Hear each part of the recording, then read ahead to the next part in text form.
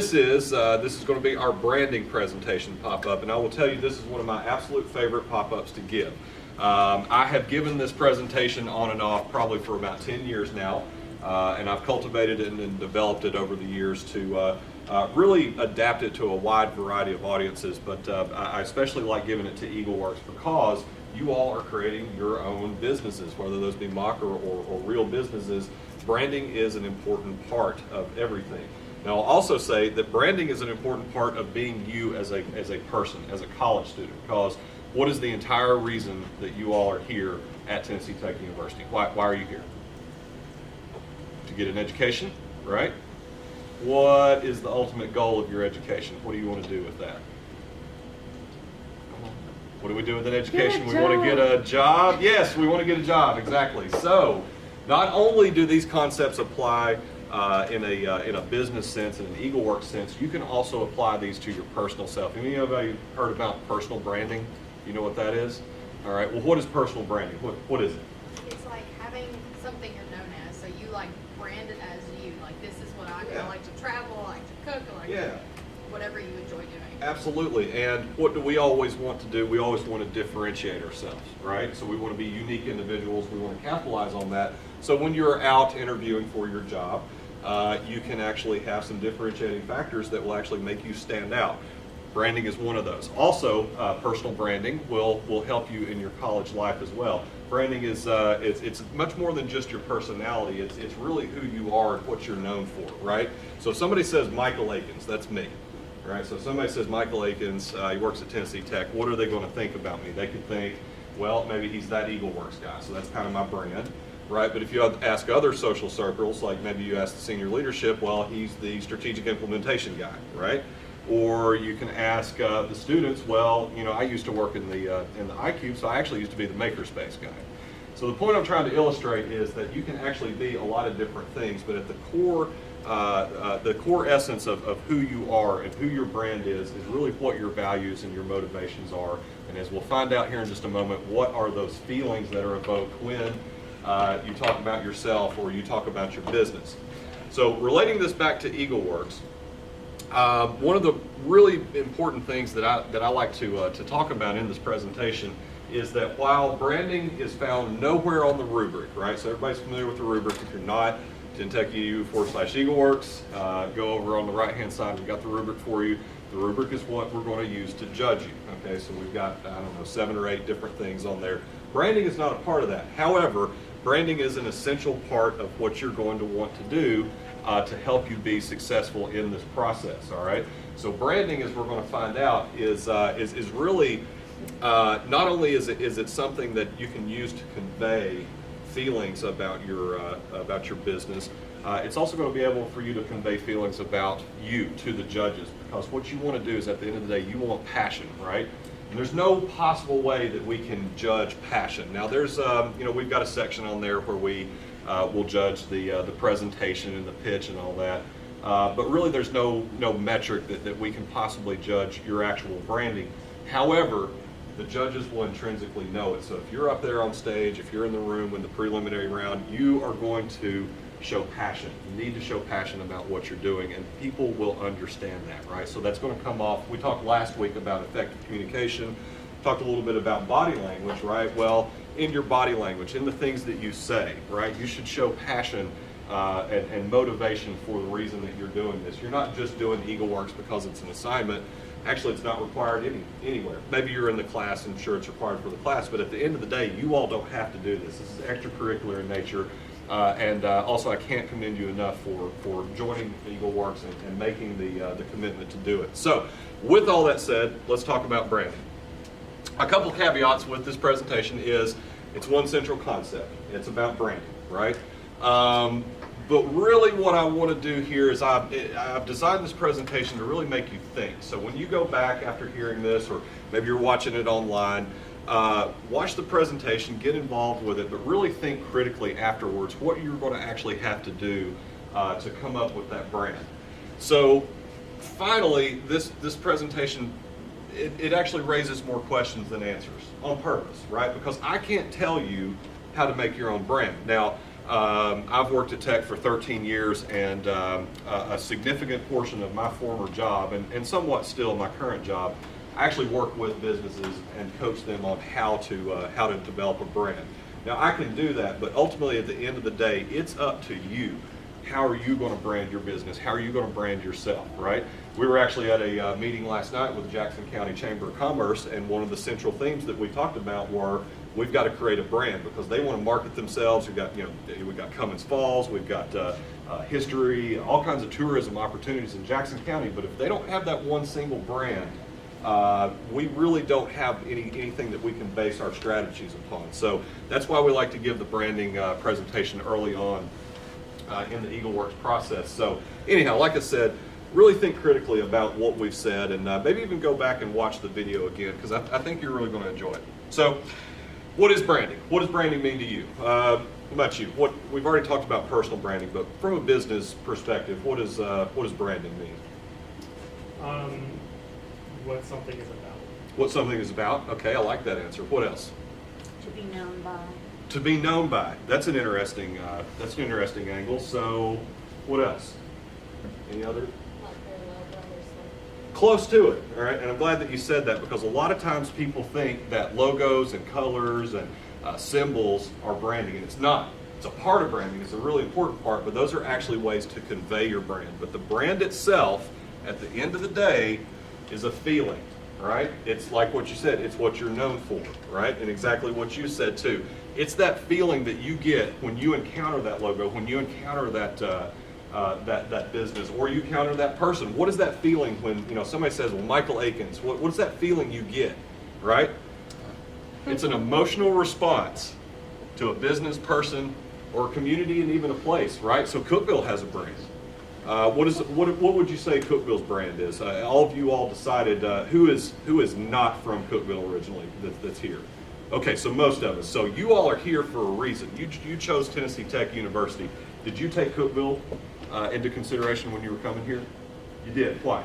Because it's a really open-minded area. We're very progressive in the town. Okay. It seems to be thriving and growing. Yep, so it does. Appreciated that. And also the school systems here. Yep, indeed they are. And well, we got Tech, so obviously I'm biased, but we've got Tech too. So what is Tech's brand, would you say? Y'all chose Tech. Why did you choose it? Affordability. That's a great brand. We're ranked, I forget, it's like number 1 or number 2 on some of those reports. There's a lot of other things that we've got. We've got a great engineering program. We've got a great business program. We have, y'all might not be aware of this, but we have like the 5th or 6th ranked nursing school in the entire country. Pretty cool stuff. So a lot of different things can lead up to your brand, but at the end of the day, apparently that's going to be the phrase of the day. At the end of the day is, what is that feeling that you're going to get, and what are you going to attach yourself to, emotionally attach yourself to make that decision? So much like what you all did, like you said, with when you picked Tech, what can you do to be able to take your business and actually not only build that brand, but be able to project that when you're on stage?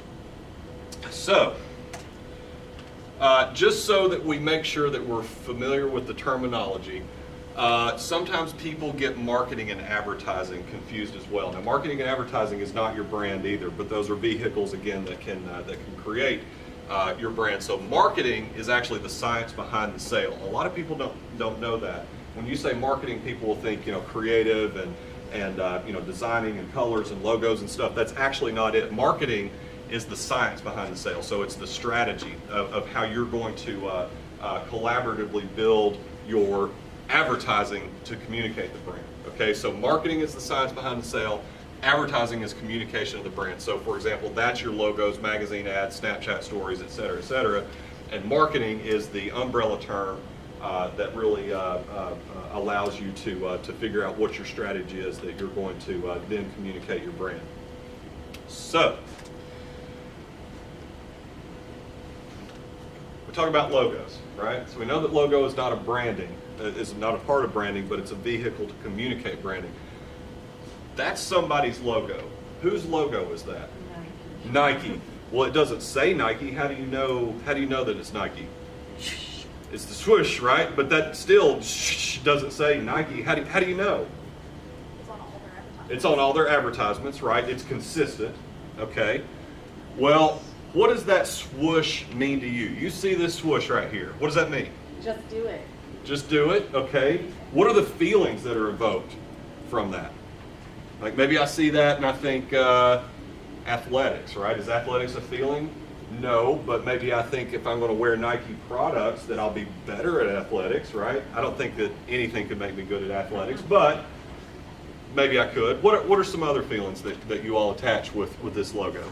Motivation. Motivation, I like that. That's a great feeling. What else? Bolt. Energetic, okay, yep, that's a feeling. Interestingly enough, I actually gave this to a group of high schoolers not too long ago, and their first answer was child labor. I thought China too. Yep. So that's always interesting. So not always are you going to have positive connotations associated with your brand. We'll get into that here in a little bit, but the point being is that essentially what you're going to have to do is you're going to have to find your target group of people to sell things to. So if you've got widget X and you want to sell it, you've got to be able to find people that want to buy widget X, and you're going to market and communicate to them appropriately.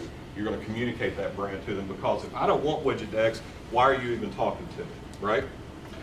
That's actually a little bit of a preview of next week. We're going to do Business Model Canvas. Business Model Canvas is all about identifying what customers are going to potentially buy your product.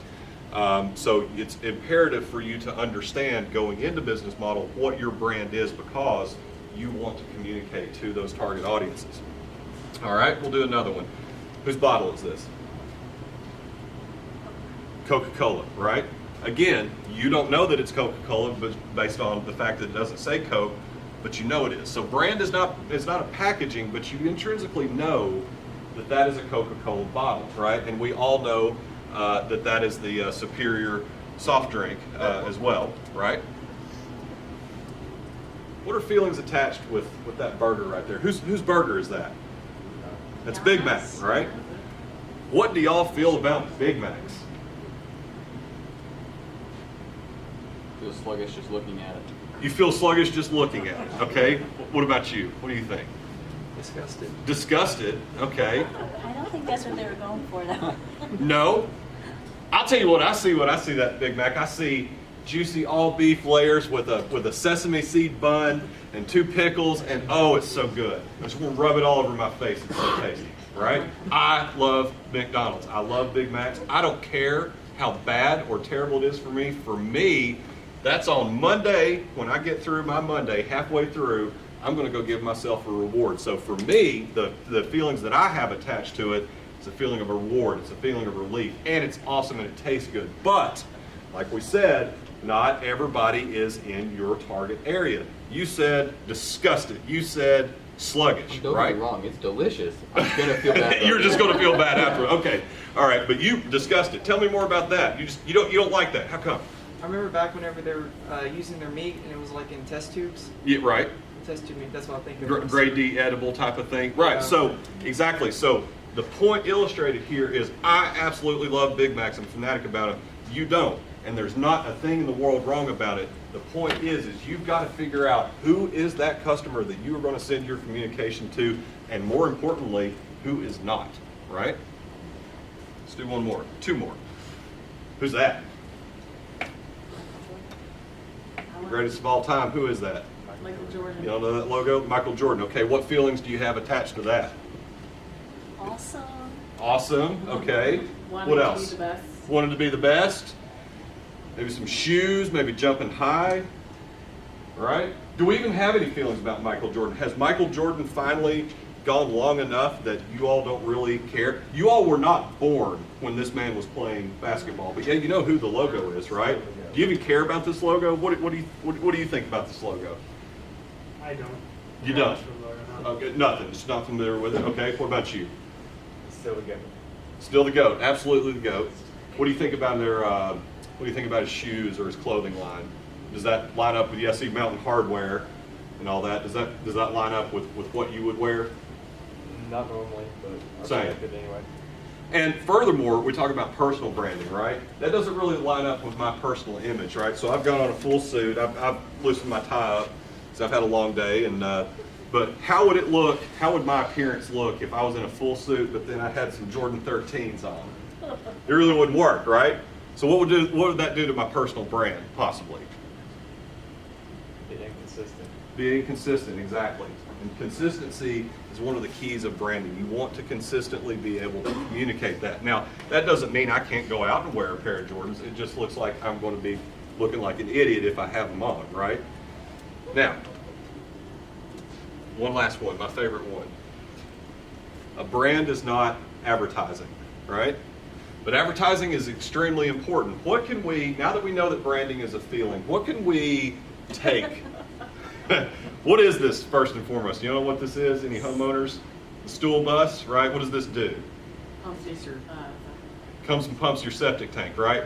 So think about situations where you might have kind of a taboo situation, right? Nobody wants to deal with what's already in the ground. Maybe we could even say nobody wants to deal with a crappy situation, right? But somebody does, okay?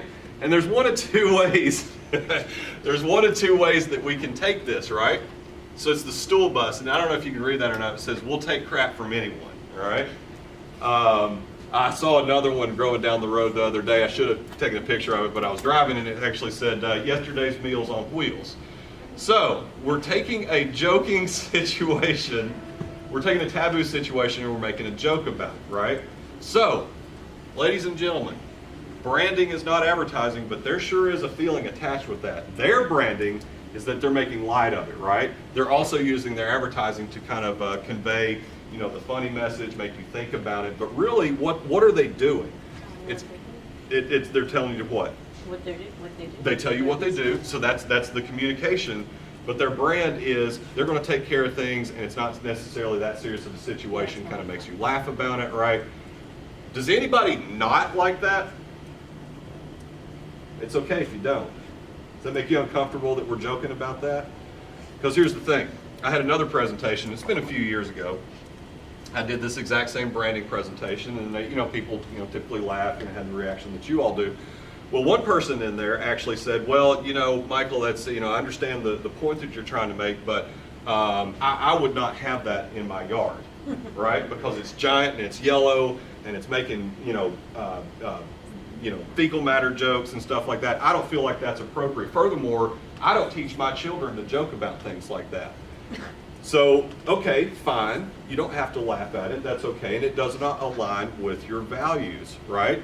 So while we all think it's pretty funny, that particular person did not. So again, talking about the point, you've got to understand who your customers are. We talked last week about effective communication within your group. We talked a little bit about effective communication to the judges, but again, you've got to think about not only who are you going to sell this to, but how are the judges going to take it? Now, you have no idea who the judges are going to be. We purposely don't tell you the names of those people for various reasons, but the point being is, how are you going to consistently communicate that brand to you, right? Just because that judge might decide that your silly little joke isn't all that great, does that mean that you don't have a good product? No, right?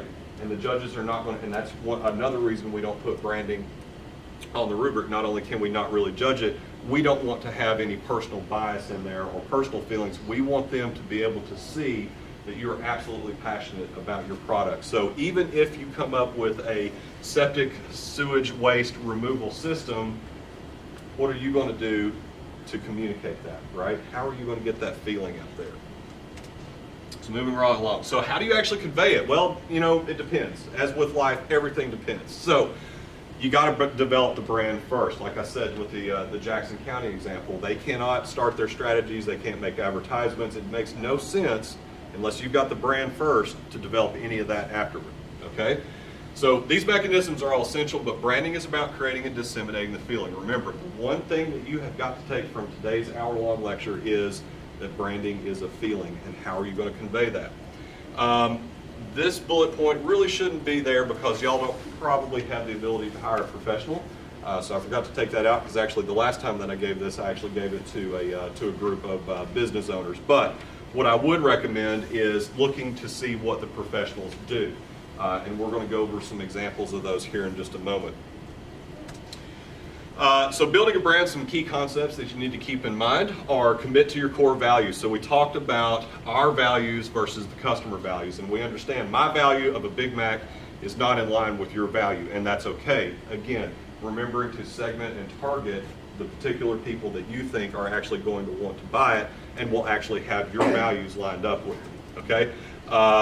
You want to think about how innovative your product is, right? So even little nuances can either advance or deteriorate our brand, right? So if we're not very innovative, we're not going to really make that big of a splash, right? So Jeff gave Jeff Brown, who y'all have met, gave an example last night. He said, if we have four companies here in Cookeville that sell tires, how interesting is it if we have a fifth company that starts selling tires? That's not very innovative, right? Now, it may not be bad, and we're not saying we don't want extra tire sellers, right? But we're not really doing anything to innovate the market, okay? Furthermore, differentiation. We've kind of covered that already, but what is it that you're going to do to be perceived as different? Again, this goes back to your personal branding, but it also goes back to your branding about the company that you're going to create for EagleWorks. Is how different is it? And that, of course, is directly linked and correlated to your innovation, right? And then finally, what is your positioning? So positioning is typically how you actually perceive a product, a company, a brand in your brain. So I've got actually some examples on that, and so I'll leave it at that for the moment. But do know that your branding is a progressive story. It's not individual campaigns, right? So again, when you're thinking about building your brand, think about what is that core feeling that we're going to disseminate, and then base everything else upon that. And then finally, what you really want to do is you convert your customers to loyalists and evangelists. What did I do? I stood up here and pontificated about my absolute love for Big Macs and Coca-Cola, right? So you want to get to a point to where somebody will actually maybe bring you as an example in a presentation, right? How do you get other people to really start talking about your brand? Who are some examples of brands that people are highly loyal to? Apple, Apple, why? because it creates an ecosystem, and it's kind of like a Right?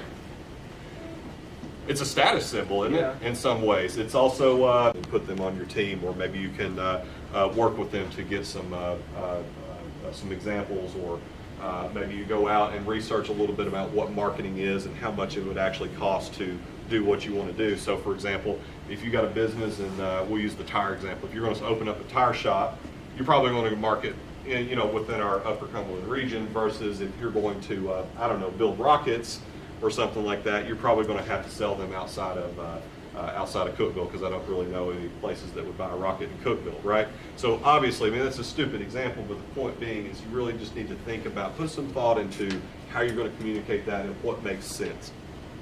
So, I'll kind of wrap up by saying, because we're coming up on time, but I'll also tell you, we talked a little bit about the nuances that can happen that erode your brand, right?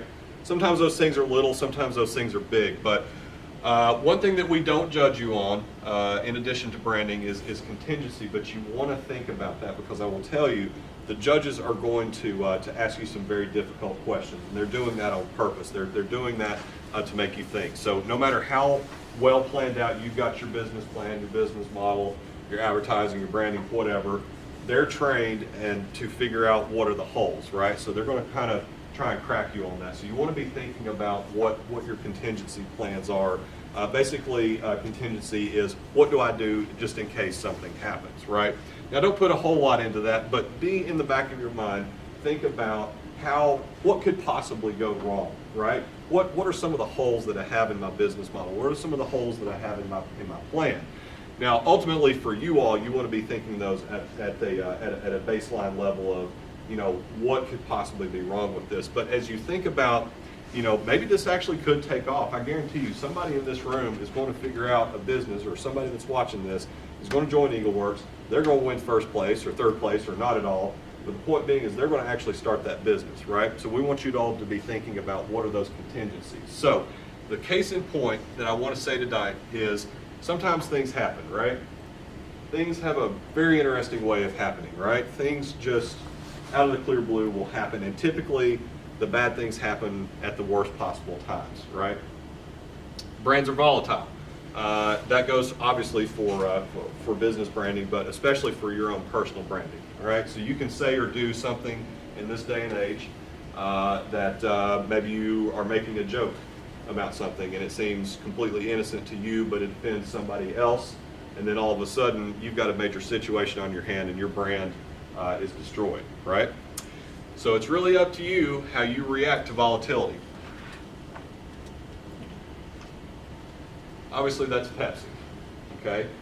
What do we feel about Pepsi? So we talked about Coke earlier. What are your all's feelings about Pepsi?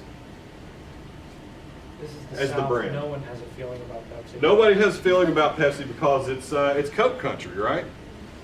Well, do you all remember a couple of years ago an advertisement came out? Do y'all remember anything about that? You do? Was it this advertisement right there? That's right. Oh, okay, so we're starting to remember that now. In a Pepsi ad, Jenner joins a protest and offers a soda to a police officer. That was 2 years ago. Can anybody give me some historical context of what was going on 2 years ago and why she would be offering a Pepsi to a police officer? Boston was rioting. Guess who else was rioting? The entire country, right? So we had Portland. We had the what else was it? We had the Occupy movements. We had well, actually, it was past the Occupy, but we had Black Lives Matters, and everybody was rioting, and tensions were really high. Racial tensions were really high. It was an interesting time to see, and then Pepsi came along, and they came out with this ad, and they were like, "Oh, we'll have Kendall Jenner, who's like the biggest superstar ever." Awesome celebrity, will offer a Pepsi to a police officer and everything will be all right. Now, does that not marginalize certain groups? Is that not just a little bit sensitive? Who in the world thought that that would be a good job or be a good idea? Who sat at Pepsi's corporate and looked at this marketing company that came to them and said, "Here's what we want to do," and they said, "Yes, that's exactly what we want to do"? Why would they do that? Well, they talk about how there's no all PR is good PR, right? There's no bad PR, but there is, right? Do you all remember when this came out? What was your all's perception of Pepsi? I'll tell you what the internet's perception is. Pepsi pulls ad accused of trivializing Black Lives Matter. Controversial Pepsi ad uses San Francisco police logo without permission. Pepsi pulls controversial Kendall Jenner ad after outcry. The internet was not happy. The internet has an interesting way of getting very, very emotional about things, don't they? Whether right or wrong, they do. I'm not comparing it to this, but the internet gets outraged, right? Even you, every single person sitting in this room can become a meme. Can't you? Right? You do one wrong thing and you can become a national meme. How terrible would that be? Now, here's the thing about memes. They can be really funny and great, or they can be really, really bad, right? Well, here's another thing. We talk about branding. Protesters throw Pepsi cans at a police during the May Day demonstrations. So one little ad, all of a sudden we've got people throwing Pepsis at police. They're using our actual product as literal munitions against police. Is that good? No. No. That's terrible. What do you think about Pepsi now? Was that intentional? Did they really intend, did they think, obviously hindsight's 20/20, but when they put that commercial out, do you think that they had that intended reaction? We talked about effective communication last week. We talked about a lot of times extroverts right here. Mr. Sanguine can just say sometimes some things that just come off the top of his head. I don't put much into it, but maybe you were melancholic, right? You may take a little bit more stock in what that word means. And maybe I've offended you and I don't even know that I've offended you. Did Pepsi really not know that they were going to offend anybody? Or was it planned? Why would they do it if they were going to upset people? Is there bad PR though? Did Pepsi become a meme? Was it worth the short term? It's hard to say. And I'll tell you what, I kept this in here. I try to keep this relevant and my presentation's relevant and all of my examples. I don't like to use a two-year-old example, but I use this one still because I want to find out what happened to Pepsi's sales during this time, and I still haven't been able to figure that out. What did you have to say, Nathan? So, I find like the greatest example of like no such thing as bad PR as like take a look at Kanye West. Yeah. Somebody who's probably made a career out of like just saying ridiculous things, mostly like about his own ego. Right. Like he's some kind of genius or Right. he's brilliant or all this. The And voice then- of a then- generation. Yeah, like all of these things that are like not true, but are just said to get attention. Right. But then you look at his career and you realize that he only says these things to get attention, which he immediately capitalizes on, which is genius. He's constantly in the news, even though he's not doing anything relevant. So you actually probably could say that metaphorically he is the voice of the. There's this insane cycle to the whole thing where the fact that he says these things because of the way society works makes them kind of true, which eats me in a way under my skin that drives me insane, so I don't think about it very often. Right. But I mean, that's just an example of no such thing as bad PR. Well, and I'll take that even a step further. So Kanye West is a black American, right? And he put on a certain red hat not too long ago. And what happened? Again, the internet was outraged. I'm not saying this is right or wrong, and I'm not getting into any type of discussion like that. But he put that hat on, and what happened? All hell broke loose. All hell broke loose. Why? Is that red hat a brand in itself? Y'all know the red hat I'm talking about. Again, not political discussion, completely neutral up here. But that red hat is a symbol of something, right? And it means a whole different thing to different people, right? Again, we're not getting into big political discussion, but think about the nuances. Think about what really does that mean. What are the voices that you're projecting? What is the feeling that you're projecting about yourself? Because again, all of this starts with your own personal self. Okay? Let's give one more example. Everybody knows who they are. A little bit more relevant. They have not had some good PR lately either. What are some of the what are your all's feelings about United Airlines? Do we like United? Is that the airlines where their dog passed away? Yeah, their dog passed away because they had him in the bottom and he froze to death. And then the family couldn't get the dog back because they couldn't find said frozen dog.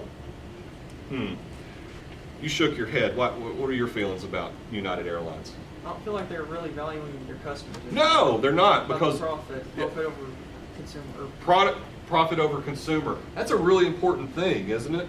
So when you all are thinking about your EagleWorks presentation and your branding, right? Are you going to value the consumer? However, the problem is you're talking to judges. These judges are not investors, but they're going to be the gatekeepers of you getting the difference between you getting a several $1,000 prize and not. So in a way, they are investors. And these investors want to know, are you actually going to make money off of this? So it's a balance, right? It's a big balance. How can we possibly, especially in this day and age, with our generations now, we're very socially conscious, right? But it's okay to make a profit, but we need to be socially conscious about it, right? Some of the ways that we offset that are how, right? Like giving back to the community, or, for every pair of socks I sell, I'm going to send 3 to, starving kids in Poland or Africa or wherever, right? So that's socially conscious, right? But you still have to make a profit so that you can. You still have to make a profit so that you can remain viable. So again, that goes back to your branding strategy. How are you going to get there? So I want you all to think about that. Again, it's not in the rubric, but it's going to be highly important that you be able to convey that. You giving me the time warning? I mean, I wasn't, but we're good. All right. It's 10 after. 3 more slides and I'm done. So Twitter's interesting, right? A lot of social commentary on Twitter. Pepsi, we're the most hated company right now. That was right after the Jenner ad. United Airlines, one sec, hold my Pepsi, right? Ho. They drug a respected surgeon off their plane Broke his nose. and broke his nose. Look at that guy. That is the face of a guy that just got his nose broken and is being drugged off a plane. That's not great PR. So is all PR bad, good PR? Maybe not, right? Obviously, you are not going to be in this situation. For EagleWorks, if you are, we have a whole manner of worse problems. But to get the intellectual conversation going and thinking about as we close off for this presentation is, what are some of those contingencies that we need to think about? I make widget X, I've got my profit, I got my social together, but if widget X should happen to break, is it going to kill somebody? Do y'all know what Olestra was? Do you remember Olestra? Olean, Wow Chips? Oh, yeah, the fat. Yeah, right. So they came out. What was it? Early 90s. Early '90s. They came out with this this product, this replacement for fat. So potato chips are made and boiled and in fat, fried, and all that. Well, they came up with this new super fat that was a synthetic fat that had basically no bad values to it, so to speak. So like you could eat a whole bag of chips and you're not going to gain a pound, right? So those that are being health conscious, or maybe they're on a diet or something like that, they can eat these things and they don't have to worry about extra added calories and fat and all that. Except the problem with it is Olestra. I don't again know how this made it past the corporate room, but Olestra makes you very, very sick. You will probably have one of those septic tank companies coming out to your house if you eat a bag of those chips. They came out and they were out for about a week, and they literally made every single person out there that ate them very sick. For common decency, I won't go any further into it. If you have an interest in it, look into Olestra and Olean chips. But World's the point, most unintentional laxative. world's most unintentional laxative. That is a wonderful way to put it, right? So, with all that said, don't become a meme. Think about some of your contingencies, what could go wrong, because again, that's some of the things that the judges are going to press you on, especially if you're doing a medical device, or maybe you're doing an app, right? We've created an app. It's awesome. It's going to be really handy for college students to park, right? And it's going to be cool. Well, what are some of the implications that could actually happen that could help destroy our brand, right? Well, it's easily hacked. We don't use secure servers. Facebook somehow integrates with it and sells all of our users' data information, right? Think about those things.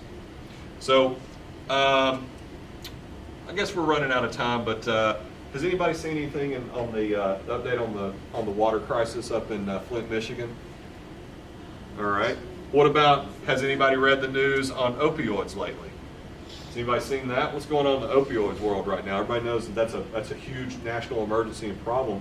Guess what I saw an article on yesterday? They've actually prosecuted or sending to court one of the CEOs of the drug companies, and are basically, the prosecutors are essentially saying he was partially responsible for starting the opioid abuse, because what they're doing is these pharmaceutical manufacturers are pushing these opioids and giving incentives for the doctors to prescribe them, and then all of a sudden we've got a nation that's hooked on opioids. So I will end it there, but I will say this: branding is incredibly important. Obviously, again, it's not on your rubric, but it's going to be very important. It's going to be important in your presentation. It's going to be important in the passion that you show on stage.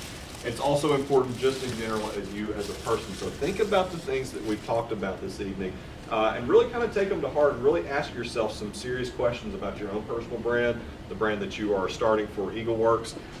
It's really important stuff. So with that said, we'll end here, and I'll turn it over to you all. Do you all have any questions? Andrea has something to say. Some announcements, but questions. All right, so we'll make some announcements. What questions do you all have? Comments, concerns? Anything? It doesn't have to be branding related. Do you all have any questions about EagleWorks? Are y'all feeling confident about it right now? Butterflies. Okay, butterflies are not bad. What about the back table? How are you all feeling about EagleWorks? Any problems or issues at the moment? I just saw the ad and came. Okay, good. Are you registered for EagleWorks? No. You should be. You absolutely should I be. looked at the email, and it didn't even have EagleWorks in the email. Okay, interesting. We'll correct that. Thank you. You got that from Tech Times? Yeah. Okay, all right. Good information. Thank you. So as I'm a design major, I saw branding. Oh, So nice. right over. Your design major. I still learned. Hang back after the class. I would like to talk to you about design. But point being is that's interesting, because communication is key, right? So we talked last week about how important communication is. One little error, we didn't put Tennessee or EagleWorks in the communication. There may be a disconnect, right? Here's the thing though, we try to make all of these, well, the spring ones are really kind of focused on EagleWorks, but hopefully this is something that that we can educate anybody and everybody about, and they can take it out of it. But again, like I said, if you can hang back just for a second, I got something unrelated. Any other questions? So let me tell you this, EagleWorks is you are a design major, so you're fine arts. Is that correct? So how could we? I always talk before the pop-ups about how do we get more people registered. how can we market our EagleWorks brand to fine arts students? So EagleWorks is about starting a business. It is, yep. So you're gonna start a business, come up with a business model, and then you're gonna pitch it on Saturday, April 6th, like Shark Tank. Okay. And it's for all students. Branding, an unintentional brand about EagleWorks that we've fought with for 6 years is that this is only for business and engineering majors. Couldn't be further from the truth, but that's our stigma. How do we release that stigma? How can I get a better brand and promote to the fine arts students? I think, so our department is super, super small. Yeah. You just have to send somebody in there or give direct handouts Okay. to professors. 'Cause I've gotten a lot of handouts from my professors. Okay. To go to other places for other arts events. Where are your classes typically? Are you over at the Center for Craft or are you here on campus? No, I'm at Foundation. Your foundation? I have one Okay. at the craft center. All right, we'll add that as well. Because a lot of times what we get is that, again, like I said, it's perceived as a business and engineering thing, and that couldn't be further from the truth. Furthermore, we feel that artists in general are natural born innovators and entrepreneurs. Y'all got to sell your art. You got to, you're entrepreneurial by default. You're the creative thinkers. You're the ones that are creating things that don't exist. So we want to be able to communicate that our openness and want for fine arts students. Agriculture students, exact same thing. They're out in the field, right? They're figuring out different ways to conserve water, be more efficient. The list goes on and on and on. So again, EagleWorks is for everybody. We want to help build our brand better. So and we'll also make sure that we put our communication in there that we're communicating that it's for EagleWorks. But we'd love to have you, and we'd love to have your friends. So please tell everybody about it. I will. Awesome. Other questions, comments, concerns? What's going on next week? Next week is Business Model Canvas. Okay. Tell us about it, Andrea. All right, I'm gonna come up here so you don't have to look at me. All right, so next week is Business Model Canvas. The judging rubric for EagleWorks is based off of this, so it's really, really important if you want to compete, you should be here. There will be free pizza, Yep. so get here early. So that's main announcement. Second, get registered if you haven't already. TN Tech, TN. Why did that sound weird? TenTech.edu/EagleWorks. There you go. Yep, on the right hand side. And once you do that, you'll get on our email list, so all the announcements you'll get.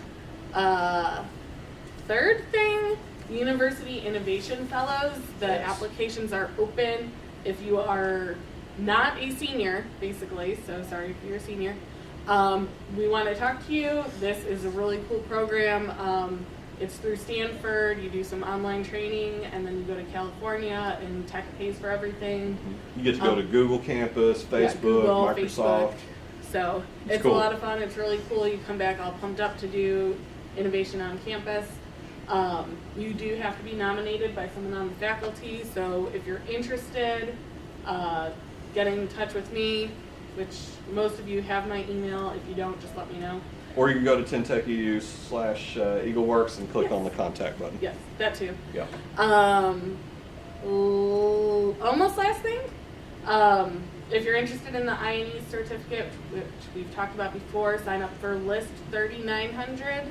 It's free. It's 0 credit hours, 0 cost. It's just so we can help track you, and that way, like, we can let you know, hey, you need this class or this activity or whatever, so you get that certificate for your diploma. It's super cool and looks great when you're looking for a job. Yes. Is that available to sign Yes. Yes, it is. Yeah. If you don't know what the Innovation Entrepreneurship Certificate is, it's basically a certificate program is 18 hours. It's kind of like a minor with a few more hours in it. What we've done is we've actually we've added classes that are already going to be in your curriculum, including fine arts. That you can take certain classes that you probably would have taken already. They have innovation entrepreneurship infused into them. So you take a total of 12 hours though, so about four classes. And then the other 6 hours is actually experience. So if you're going to be in EagleWorks, you automatically get the 6 hours credit that you need for your certificate. So take 4 classes, be in EagleWorks, and you can graduate with not only your major and also your minor. You can have a certification in innovation entrepreneurship. And like Andrea says, it looks great on your resume. We're currently enrolling, and we do have one of the classes is absolutely free. It'll put you into Banner, and we're working on getting it into DegreeWorks so you can actually track your entire experience. Okay, and then the last announcement also has to do with the INE certificate. We have a 1 credit class coming up if you dropped a class and you need to add a credit on so you stay full time, or if you think you might need to drop a class, or you're just interested. We'll be doing more of an intensive business model canvas, and I think that's gonna be, it's gonna be evenings or maybe a Saturday. I'm sorry, I don't remember the dates offhand, but I will send all this information out. So, and that's going to be it's through College of Interdisciplinary Studies, so any major can take it. And it counts for the certificate as Yes, well. and it counts for the certificate. We're actually creating 3 of these type of courses. They're Yes. pretty neat. One of them's business model canvas. Another one is a financial literacy, Yeah. which then- is critically important for everybody to know. And then another Design one, thinking. design thinking. So design Isn't thinking that is the one pretty you're cool. teaching? Yeah, I'm teaching design thinking. So everybody should sign up, right? So anyhow, but in all seriousness, you can actually get up to 3 credit hours for your advancement, and also that will apply to the certificate. So if you have more questions, again, contact us. Yep. We'd love to tell you about it, and this would be a great experience. And again, it's probably classes you're going to take anyway. So like engineers in here, every single one of those Yeah. is probably already in your Yeah, like senior in your capstone major. design, I Yep. think counts, Yep. and there's a whole bunch. Yeah, we got a lot of art classes as well. So and nursing too. So our nurses are not here this evening, but nursing counts as well. Yes. Any other questions? We good? All right. Was this helpful? Was it entertaining? Good. All right. Very good.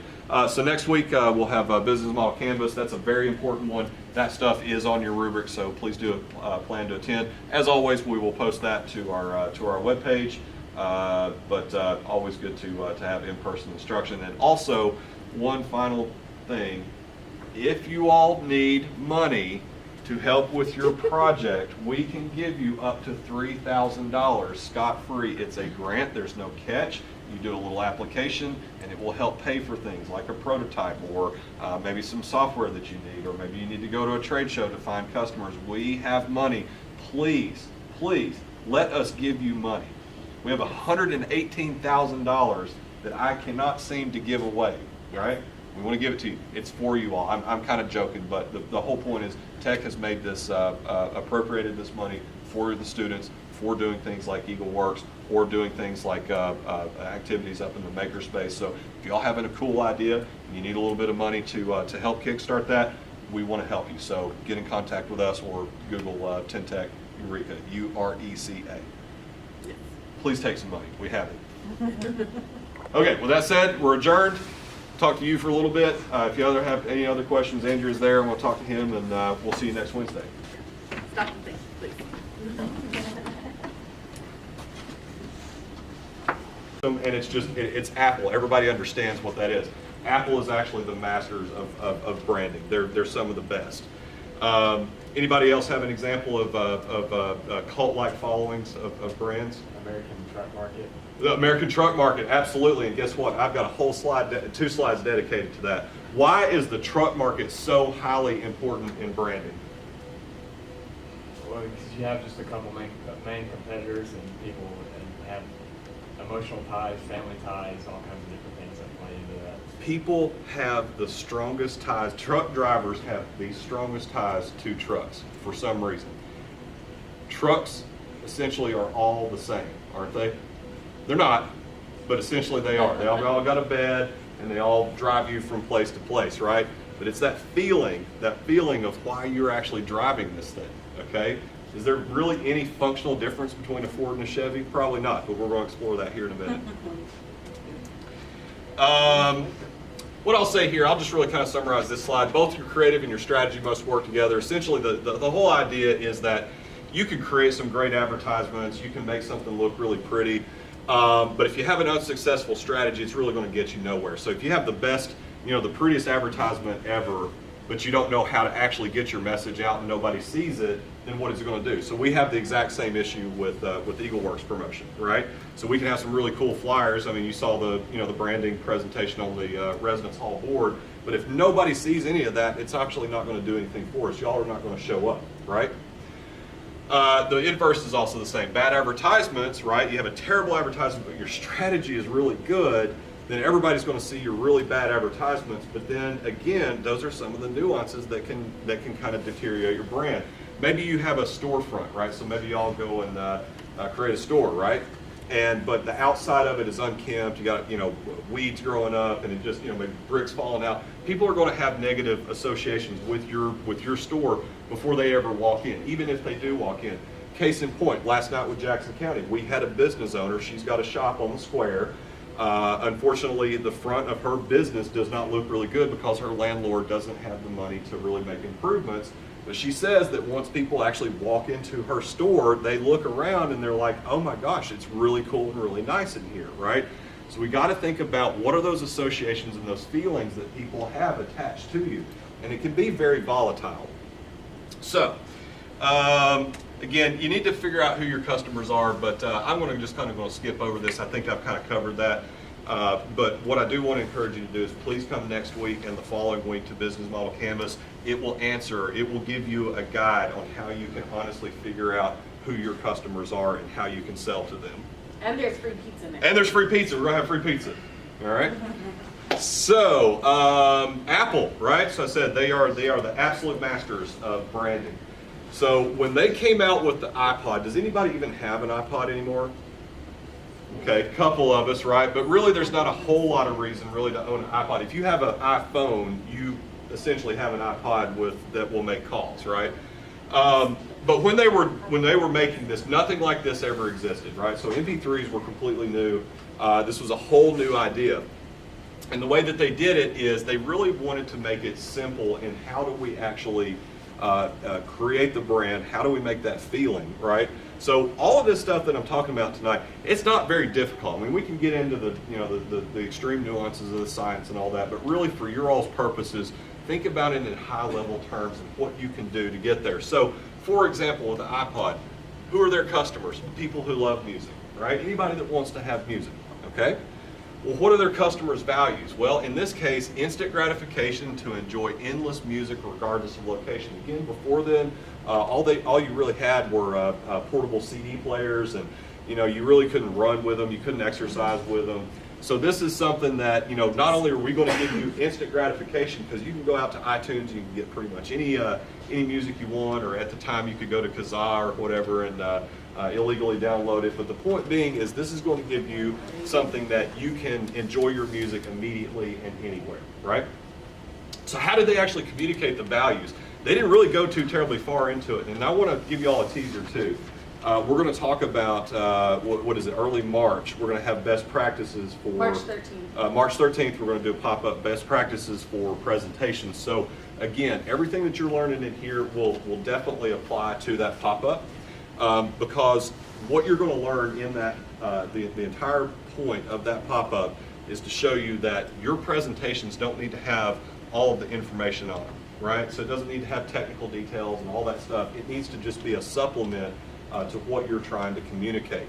So let's give an example of what iPod did. They said, well, actually I'll just show it to you. Say hello to iPod, 1,000 songs in your pocket.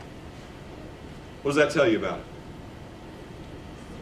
This is for music. You can have 1,000 songs in your pocket. Now, back in the day, this was from 2001. 1,000 songs in your pocket was a pretty big deal. These days, with storage being what it is, that's not that big of a deal. But the point still stands.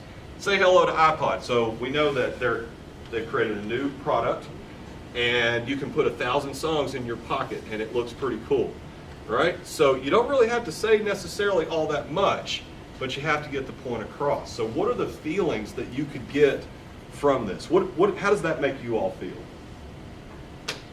Anybody? Here's one. That looks like an Apple ad, doesn't it? That is 17 years old, 18 years old. They came out with it January in 2001. 18 years old, and it still looks like an Apple ad, right? So consistency.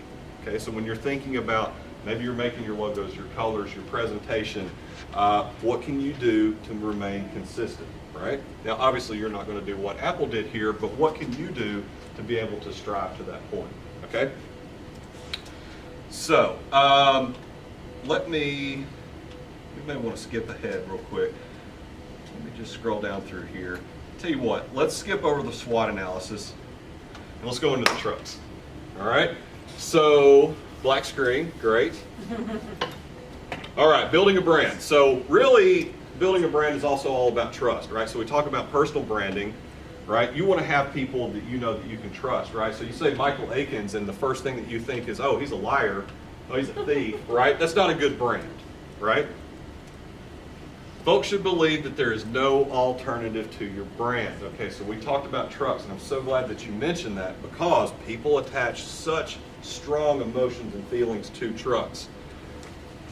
What is that logo right there? Whose truck is that? Ram, right? Also, coincidentally, the best truck on the market. Would you agree or disagree? Yes, I drive one. You drive one. I do too, right? And there's a reason that I drive one because I've got an emotional attachment to that truck. But what do you drive? Do you drive a truck? Kind of. It's a FJ Cruiser. An FJ Cruiser. Okay, so do you want a truck? Do you want like a real truck? A traditional version of a truck? If I could have like 3 vehicles, then yeah. If you could have 3 vehicles, then yes. Okay, anybody else in here drive a truck? All right, what do you drive? Toyota. You drive a Toyota. Why do you drive a Toyota? Because I like Toyota. Because you like Toyota. Why do you like Toyota? Just cause. Just cause. Reliable. It's the best. It's the best, is it? But I thought Rams were the best. Hard to say, right? Is there really, at the end of the day, again, the phrase of the day, is there any functional difference between, what do you drive, a Tacoma or the... Tacoma. Okay, so a Tacoma versus a Colorado, is there really any difference between that? No. In function, it's not. Now, there is a reason that you chose Toyota over a Chevy, over a Ford, over a Ram, okay? So you say it's the best, right? So reliability, right, is probably something that you like. I would also say that it has a nice ride, right? But you got to it for a certain reason. You chose it over all the other trucks of that class that you could. So you might even say that you trust it, right? You trust the Toyota brand because why? Do you know that Toyota is typically known to be very reliable? Talk me through that. Well, actually, my whole family owns Toyota. Largely, My your whole mom family has owns it. Toyotas, right? You mentioned earlier a lot of family ties with trucks. So a lot of times, what I'll have is I'll typically have a Ford and a Chevy driver, and I will intentionally cause drama and heat between them because it's, well, one, it's fun to do, but two, to really demonstrate that there are very, very close ties to trucks. So let's go back to your Toyota example. You trust it. Well, what is trust really? If you define it, trust is really reliability, right, plus delight. So not only is it a reliable truck, you probably enjoy driving that thing around. Okay, well, let me ask you this. Does your Tacoma kind of define a part of your own personal brand? Yeah. It does. Tell me about that. I guess just kind of like the look and feel of it too. Right. It's like I feel like we choose our vehicles like based on things that we like. Absolutely. Even the color too. So Yep. mine's kind of like it's a brownish color, so it's kind of like an outdoorsy Yep. vibe to it. So Yep. it's kind of So that matches up with your values, what you want to look like, what you want to be perceived as.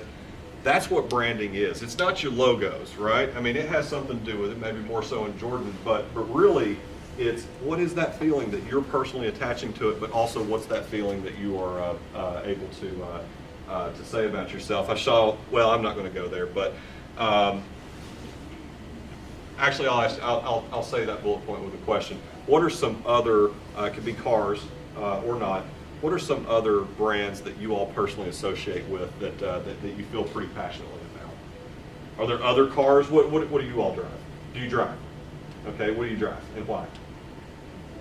You can drive a Ford, like a sedan or a Focus. Okay, why do you drive a Focus? It was what? A good try. It was a good price. Okay, so you value good price, right? Anybody in here drive a really expensive car that you probably shouldn't have bought? No? Okay, all right. Anybody, so price is something that's important to you. So this Tacoma that you drive, what was the price like? You don't have to tell me how much it cost, but did it line up with what you wanted to pay, or? yeah, it did. Okay, I mean, Toyotas, they keep their value for a long time. They So do, indeed they do, I could okay. have found a cheaper truck, but I was still able to afford it. So Yeah, you're still able to afford it. Over time, you're probably going to have, more money into it when you ultimately trade it in. So that's another value all that you have. So we're beginning to understand that values, of course, are attached to the feelings that you have about a certain brand. Are there any, we'll stick with the vehicle theme, are there any vehicles that you all would absolutely not drive, not in a million years for any reason? And I'm not talking about a jalopy that's all broke down. Like, if you could have, if somebody said, I'm going to give you this brand new, insert brand name here, and you cannot sell it, you have to drive this thing, is there anything that you absolutely would not be seen in? The Prius. A Prius. Why? Feelings. Even though I'm a Toyota guy, that Prius just represents like weakness or Okay. some other like political values that you might not be in line Okay. with or whatever it may be. Feelings. Exactly. You would not be seen, you would not be caught, found on the roadside dead, maybe, so to speak, in a Prius, right? Okay. What about you? You'll never see me driving a monster truck. Never seen you driving a monster truck. I'm going to get a monster truck and drive one just to spite, right? Actually, I had a friend here that drove one. But anyhow, what else? Anybody else? Anything that you would not be caught dead in? So one of our cars. A Hummer. Okay, you wouldn't drive a Hummer. All right. Why not? Just because we know what this environment now, so I feel bad Okay. consciously. So you feel bad consciously. So that's, again, a part of your personal brand and also the image you want to project. What about you? So one of ours is a Pontiac. If I had the option, I wouldn't, because every time something breaks, it's horrendously expensive and Yep. it's a massive deal. I can understand that. Do they even make Pontiacs anymore? No. No. Okay, I didn't think so. They Nor do took they. the one or profitable Saturns. brand they had, and they shut it down as part of their bailout. Okay, so moving along. So we talk about branding, we understand the whole feelings aspect of it. So, and then we talk about trust, right? So you understand the trust factor. Well, let's say that, you know, maybe I'm a Toyota guy, maybe I'm not. I'm in the truck market. Okay, we'll keep that theme. I'm in the truck market, and maybe I'm not exactly sure what I want to go with. I've been a Toyota guy, but I'm open, right? So I'm seeing advertisements, right? So there's this theory called Bader-Meinhof theory. Do you all know what that is? Basically, it's when you start, when you're exposed to something or you start thinking about something, you all of a sudden see that thing everywhere, right? Oh, yeah. So, right, exactly. So there's an actual scientific theory behind that, okay? So you're in the truck market, right? So all of a sudden you're starting to notice all of these truck ads, and then you go down to Bridgestone Arena and you see that advertisement right there. Introducing the all-new Silverado HD, the most powerful heavy-duty plant on the planet. How dare they say that? How can they possibly say that? What possibly backs that up? How does that advertisement make you all feel? Well, it's no longer true, so it's a lie now. Okay, it's no longer true since it's a lie. Was it ever true to begin with? It was for a short period of time. It was for a short period of time, but how long? What's short? And, maybe like a couple of months. A couple months. Okay, perfect example. All right. So we put this up, and guess what? My marketing company decided to put that advertisement up in Bridgestone Arena, and we contracted out. When you do billboards, you're going to have, typically you have to put them up for at least 6 months. So that's not true at any point in time. Now, maybe I, as the uninformed consumer that wants a big truck but has really no reason to have one, thinks, well, of course they're not lying to me, right? I can trust Chevy, right? But here you come along, you see that, and you're like, no, that's not right. So what does that do to our trust? It erodes it, right? So it erodes our trust. What does that do ultimately to our brand? What's the feeling now? You're like, not only are they lying, what do you think about Chevy? Are you going to start being a little bit more wary of what Chevy's saying? Maybe you're not going to trust what Chevy's saying, right? How can you all apply this to what you all are doing? Now, I'll leave the truck theme with one last thing. We're talking about feelings and how emotional we are with our trucks. I wish I'd gotten a picture of it that day. I didn't. It was another advertisement in Bridgestone Arena. And all it was similar to this one. It was just the front grille of a Chevy, right? It didn't say Chevy anywhere, it's just the front grille, the logo, and on the top it said, they don't write songs about Toyotas. Interesting.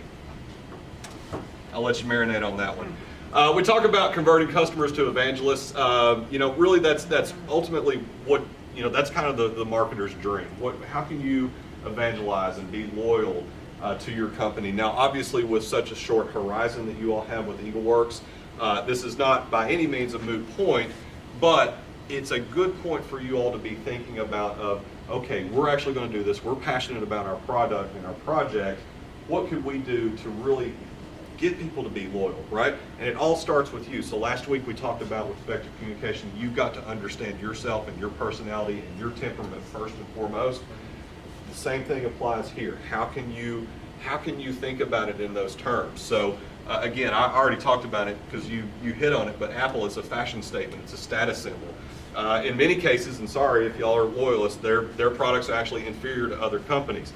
Now, this statement I've actually left on purpose in this presentation because it actually doesn't really matter anymore how inferior or better they are, because think about this. I'm sure you all remember a few years ago, smartphones weren't exactly where they are now, right? And what were some of the main things that they would advertise about smartphones is you would see a lot of like, well, we've got more RAM.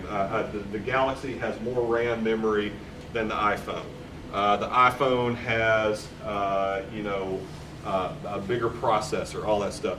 That doesn't really resonate with anybody, does it? Do you care how much RAM your phone? Do you know how much RAM your phone has? Do you? Does anybody in here know how much RAM is in their phone right now? How much? 8 gigs. 8 gigs. Okay. Now, is that random access memory, or is that the actual storage that you have in your phone? So that's the random access memory, right? Okay. One person. We're having a conversation. Do you know what random access memory is? RAM. RAM. Do y'all care how much it is? For computer. For a computer, right, but not for a phone.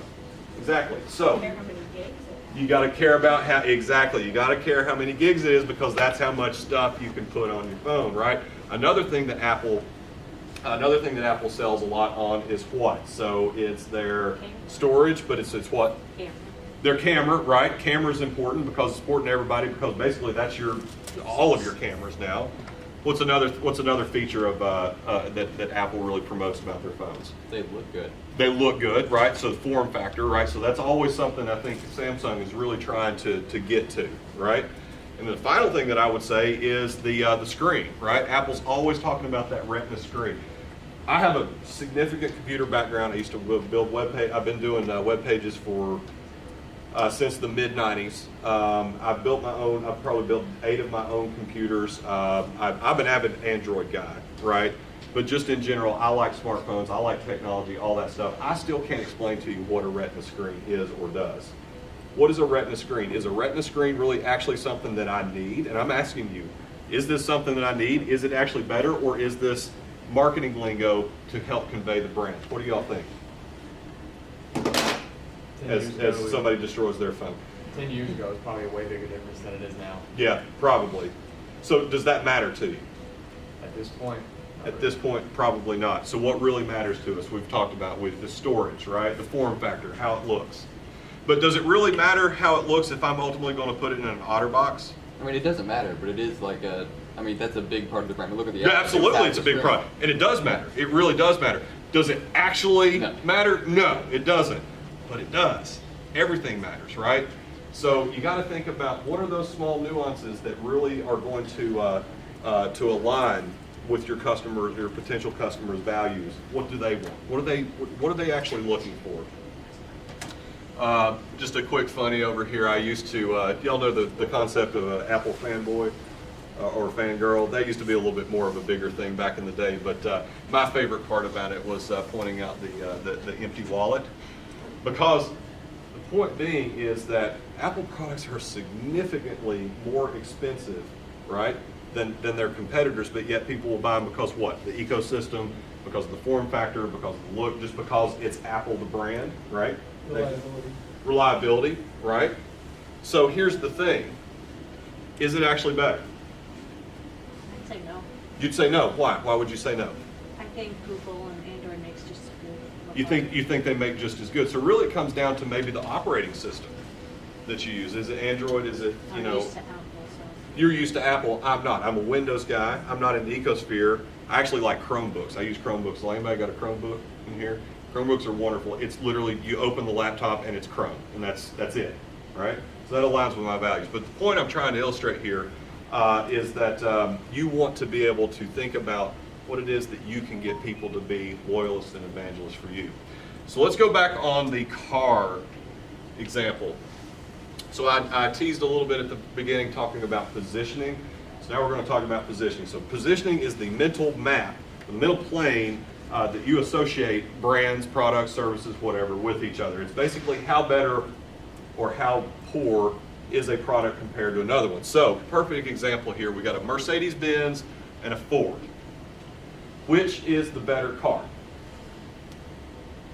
I would say Mercedes. You would say Mercedes. Why would you say that? Because it's more expensive. Because it's more expensive. Does expensive automatically mean better? No. You're shaking your head. Why? Why is that not better? Even back to Apple's iPhone, they just, that XS, it wasn't even different than last year's. Yes. But yet they charged more for it. Yep, they sure did. And guess what? For the first time in Apple's history, give or take, what happened to them? They put out a $1,500 phone, and in my opinion, this is not my Android versus iPhone thing. This is my stock market opinion because I follow it a lot. My opinion on the matter is that they really have started to lose sight of their customers, and they have gone for too long saying, I can put out whatever we want, you're going to like it, and this is what you're going to get. And it majorly got them this time, didn't it? Okay, so you have a perception in your mental plane that Mercedes is a better brand, right? Better made, German Better made, engineered. German engineering, exactly. German engineering is a brand, okay? Right. Hold that thought. You drive a Ford. Well, if you had an option, if somebody's going to give you a Benz, or you're going to give you a Ford, and you had to pay the exact same amount for either of them, which would you choose and why? Probably the Mercedes. Probably the Mercedes because, Both Fords I've had with those problems. oh, both of them Fords have had problems, all right? They're expensive to fix. The Fords are expensive to fix. Have you ever taken a Mercedes to a shop? Double. Oh, it's double, if not even worse. My father has a Mercedes. Loves it. It's a great car. 7 speeds, E-Class. Man, it's a road monster, right? But goodness gracious, holy crap, if anything breaks on that, it is expensive, right? However, you got to think about it, though. We got to think about our customers, all right? So our customers that can actually afford a Mercedes-Benz, probably, if they're mindful of their money and all that, they could probably afford to fix it, right? So why would you drive a Mercedes over a Ford? Why would you have, you said it earlier, why would you have an Apple over an Android? End experience, user experience. Right, it's the user experience. It's also, It's your brand. it's your brand, exactly. It's your projected brand. What you said with your Tacoma, maybe I'm that Mercedes-Benz guy. Maybe that aligns with my values. My values are when I go to the country club, I need to make sure that I've got that Mercedes-Benz so that I fit in with everybody else at the country club, right? I'm using objectively here. I don't join I'm not at a country club and I don't drive a Benz. But the point being is maybe that's something that's very important to me, right? Well, you kind of destroyed my point that I was going to make with the Fords, but I'm going to kind of try to come back with it. Yes, they may be expensive to fix. All cars are expensive to fix. But when you compare it to a Mercedes is a lot more expensive to fix. And here's the thing. Back in 2016, they did a study of the most reliable cars, right? Mercedes didn't even make it into the top 10, whereas several Fords actually did. I think it depends on the type of Ford you're driving. It does, and it also depends on the individual car as well, because you can get the best car. You can get a Camry and still have a bad Camry. There's not a very good chance of it, hence their branding strategy, right? But the point being is that you all can insert the rest there. Okay, so let's move right along. So differentiation and positioning. Again, how innovative is your product? That's what you want to focus on with EagleWorks. That's what you want to be able to project to your judges. We're not just creating a software system for mid to small size warehousing systems. We're doing something that's innovative and cool. Now, if you do want to do a software system for mid to small size warehouses, I guess that would be great, and you could show that you have a great market for it. But really, what we want y'all to do is be innovative. So be thinking about that. I'm not going to talk about that, but I will post this. The slide deck up on tintech.edu/EagleWorks. We'll probably have that by tomorrow. Just a couple points on this slide. We know that branding is difficult, but marketing is really what we want to be thinking about. What's that return on investment that you're actually going to do? So when you're thinking about, when you're making your financial projections, right? So you got to think about how you're going to actually market this. So like we said at the beginning, if you have the best product in the world but nobody knows about it, what good is that? So you want to think about how can we integrate marketing and that marketing costs on our total investment. Okay. So any of you all that are not business majors and don't know a thing about marketing, maybe it would behoove you all to go out